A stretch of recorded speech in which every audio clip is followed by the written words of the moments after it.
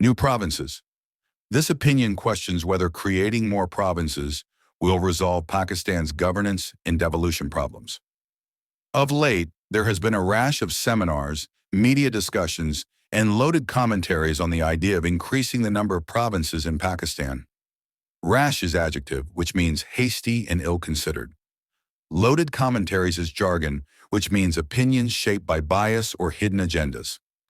This opening sentence serves as a thesis statement by stating that debate about creating new provinces has suddenly surged and is often politically charged. Some entities have proposed converting the existing 32 administrative divisions into provinces, while another recommendation is to go back to the original 12 administrative divisions that existed in erstwhile West Pakistan at the time of independence. Administrative divisions is technical term, which means subnational units used for governance. Erstwhile is adjective, which means former or previous. This sentence means proposals range from turning 32 divisions into provinces to restoring the old 12. The sweeping conclusion of these proposals is that practically all our governance problems will be resolved once we create more provinces. Sweeping is adjective, which means overly broad or generalized. This sentence means proponents make a broad claim that more provinces will fix many problems. Although different political parties had been advocating for the creation of new provinces for various reasons in the past, the current proposals apparently seek a greater number of provinces to facilitate the devolution of authority and achieve administrative efficiency. Advocating is verb, which means publicly supporting. Devolution is jargon, which means transfer of power from central to lower levels. This sentence means supporters argue new provinces will decentralize power and improve administration. If the idea of these proposals is to generate a fresh national debate to see if a consensus can be developed on the question, there should be no quarrel with the intention, but the debate needs to be organic and not stoked or molded by vested interests. Consensus is noun, which means general agreement among stakeholders. Vested interests is jargon, which means groups that stand to gain politically or financially. This sentence means a genuine grassroots debate is fine, but it must not be engineered by self-interested actors. The consensus-building process should not be hurried. An important but contentious question, like the creation of new provinces, should be debated and scrutinized on the basis of facts and figures, both inside Parliament and outside. Contentious is adjective, which means likely to provoke disagreement. This sentence means careful evidence-based deliberation is required in and outside Parliament. Since the question of carving out new provinces from existing ones is a highly emotive one, there is a risk that the debate could result in outbursts. Emotive is adjective, which means arousing strong feelings. This sentence means the issue can provoke strong, possibly volatile reactions. It is therefore important that the debate does not take place in a vacuum, and a carefully prepared document framing the key issues forms the basis of the issue. In a vacuum is idiomatic expression, which means without context or consultation. This sentence means discussions should be anchored in a thorough factual document. The timing of the debate is questionable. Questionable is adjective, which means doubtful or inappropriate. This sentence means now may not be the right time to reopen the issue. As we deal with the resurgence of terrorism, an ailing economy, which is just about showing signs of improvement, and an explosive geopolitical situation, one wonders if the creation of new provinces should really be on our agenda. Resurgence is noun, which means renewed rise. Ailing economy is jargon, which means a weak or faltering economy. Explosive is adjective, which means highly volatile and liable to escalate. This sentence means pressing security and economic problems make province reorganization untimely. The impetus for the debate may not be organic. Impetus is noun, which means the driving force behind something. This sentence means the push for new provinces might be engineered rather than grassroots. There have been times in the past when strong and sometimes violent movements for separate provinces in South Punjab, the non-Pashto-speaking Hazara division, and Sindh's urban areas were active at different times. But at present, there doesn't seem to be such an active movement, probably because there are more critical issues which need to be tackled first. Violent movements is noun, which means organized campaigns that sometimes turn forceful. This sentence means while past separatist pressures existed, they are not currently widespread. Is creating new provinces the best way to achieve better governance? Creating new provinces is noun phrase which means forming additional administrative units. This sentence asks whether more provinces are the optimal reform for governance. In the ongoing discourse, India's example of increasing its states from the original 17 provinces to the current 28 states is also cited. Is cited is phrasal verb, which means is referred to as an example. This sentence means commentators point to India's experience as precedent. One should keep 3 points in mind while comparing our situation to India's. Keep in mind is phrasal verb, which means remember or consider. This sentence introduces 3 caveats for comparison. First, the impetus for the creation of new states in India came from fierce and, at times violent, movements particularly in the South, which demanded states on the basis of language. On the basis of prepositional phrase, which means founded upon or because of.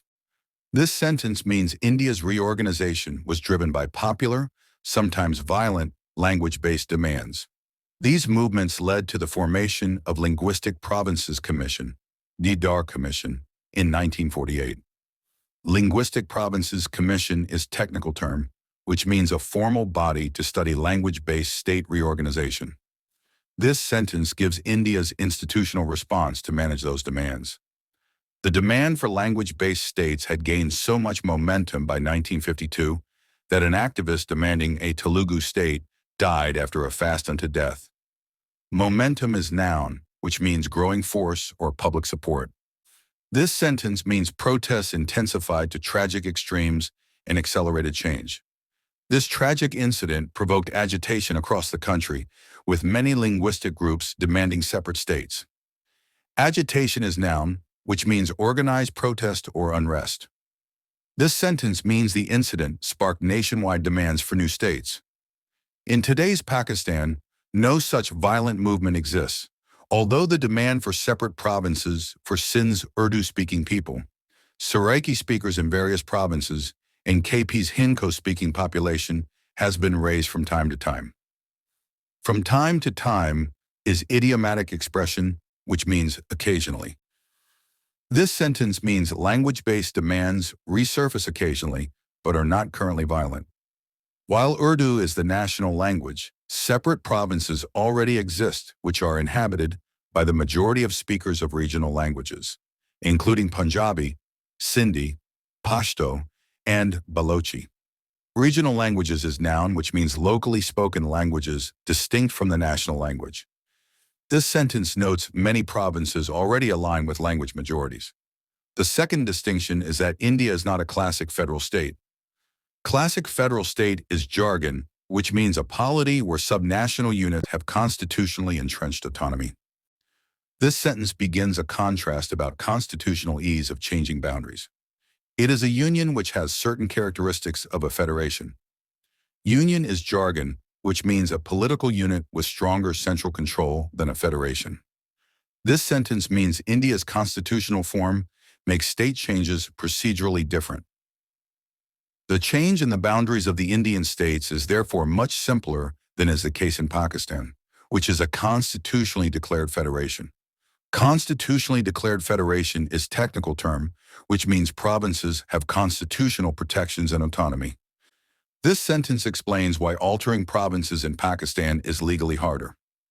Altering provincial boundaries requires a 2/3 majority in the concerned provinces before a constitutional amendment can be moved in the 2 houses of parliament, where again a 2/3 majority is needed in each to separately pass the constitutional amendment. Or 2/3 majority is a technical term, which means the supermajority threshold required for constitutional change. This sentence details the high legal hurdle for changing provincial borders.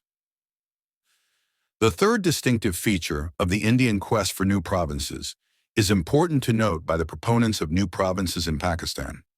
Distinctive feature is noun, which means a notable distinguishing aspect. This sentence says, Pakistan advocates should study India's institutional process. India formed a States Reorganization Commission in 1953, which worked on reorganization proposals for 21 months and presented its report in 1955.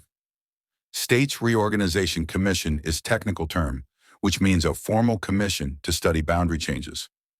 This sentence outlines India's methodical approach to reorganization. The States Reorganization Act was subsequently passed in 1956, incorporating most of the recommendations made by SRC. Subsequently is adverb, which means later or afterward.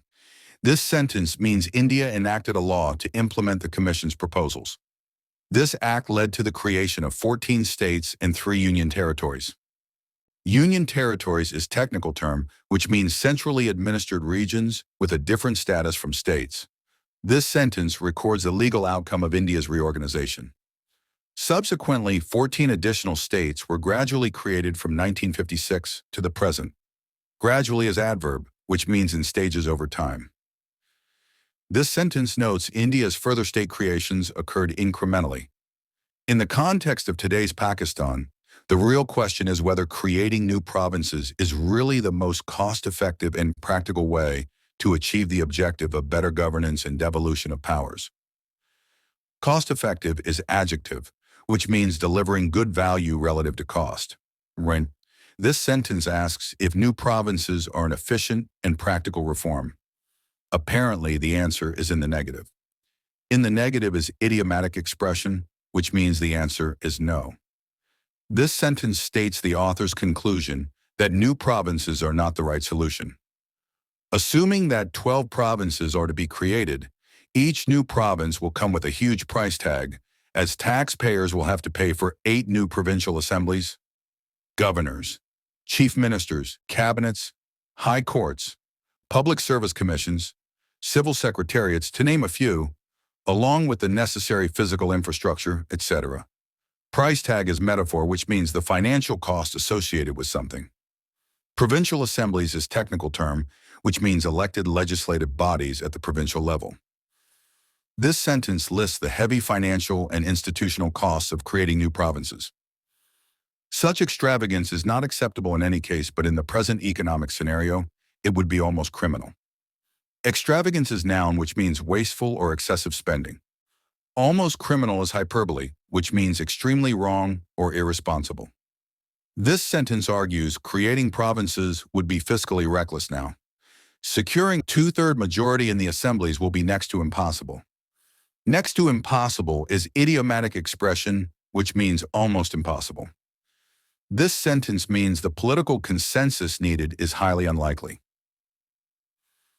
There is a much simpler option available for achieving the objective of devolution and administrative efficiency, making the local governments effective while underwriting their continuity and funding through a constitutional amendment, as India did 45 years after the passage of its constitution. Underwriting is verb, which means guaranteeing or ensuring funding or support. Local governments is jargon, which means municipal and district-level elected bodies responsible for local service delivery. This sentence proposes empowering and funding local governments as a viable alternative, saying large provinces are not so much an issue as the lack of devolution of powers to the local level. Lack of devolution is noun phrase, which means absence of transfer of authority to lower tiers. This sentence asserts the real problem is centralization rather than province size. The UK is a unitary state, but an empowered local government there has helped provide good governance in the decentralization of powers. Unitary state is technical term, which means political power is concentrated at the center rather than constitutionally divided. Decentralization is jargon, which means distributing authority away from the central government. This sentence uses the UK to show that strong local governance can work even in unitary systems. The way forward for devolution in Pakistan is, therefore, empowered local governments and not the tedious route of creating new provinces. Empowered is adjective, which means given authority and resources. Tedious is adjective, which means long and unnecessarily complicated. This sentence concludes that strengthening local government is the preferable, less cumbersome approach. The writer is the president of Pakistan-based think tank PILDAT. President at pildat.org. X at abmpildat. Published in Dawn, August 23, 2025.